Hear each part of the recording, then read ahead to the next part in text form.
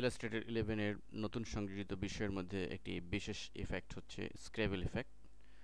তো এটি অত্যন্ত চমৎকার একটি ইফেক্ট। এর মাধ্যমে কোনো ভেক্টর ইফেক্ট বা কোনো ভেক্টর ইমেজকে আমরা খুব সহজেই হাতে আঁকা স্কেচের মতো করে ফেলতে পারি। তো এই জন্য আমরা সাপোজ এই ফুলটির মধ্যে যদি স্ক্র্যাবল ইফেক্ট দিতে চাই, এটি সিলেক্ট করে আমরা চলে যাব ইফেক্ট মেনুতে এবং এখান থেকে আমরা স্টাইলাইজ এবং স্টাইলাইজের স্ক্র্যাবল ক্লিক করলেই আমাদের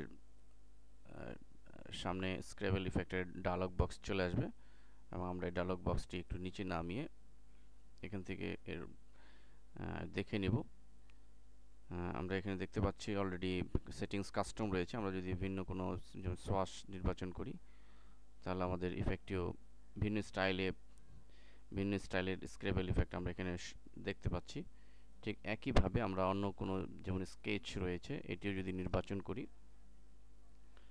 তাহলে আমরা একটু ভিন্ন স্টাইলে আমরা এটিকে দেখতে পাচ্ছি। এবং এই ইফেক্টটি দেওয়ার পরে আমরা এখানে যে সমস্ত অপশন রয়েছে যেমন path, overlay, variation, stroke white এ সমস্ত কিছু আমরা চেঞ্জ করে আমরা দেখে নিব যে কোন ইফেক্টটি আমরা চাই, কোন ইফেক্টটি দিলে খুব সুন্দর লাগবে। এভাবে দেওয়ার পরে সবশেষে ওকে বাটন ক্লিক করব আমরা অ্যাপ্লাই করার জন্য। তো আমরা দেখতে পাচ্ছি যে অলরেডি এই ফুলটি একটি স্ক্র্যাবল ইফেক্টে, অর্থাৎ মনে হচ্ছে যেন শিল্পীর হাতে আঁকা কোনো ছবি। তো ইলাস্ট্রেটর 11 এই অপশনটি যোগ করায় আমরা একটি চমৎকার ইফেক্ট সংযুক্ত করতে পারি। ঠিক একইভাবে যদি আমরা এই ফুলটির মধ্যেও এই ধরনের ইফেক্ট দিতে চাই তো ইফেক্টে গিয়ে আমরা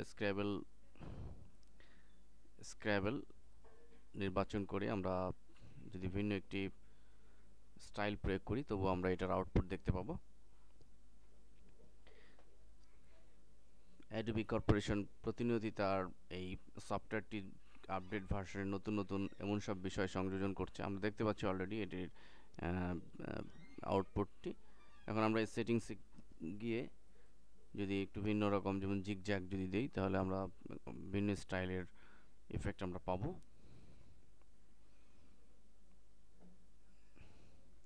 তো আমরা আউটপুট দেখতে পাচ্ছি এবং সবশেষে ওকে বাটনে ক্লিক করব।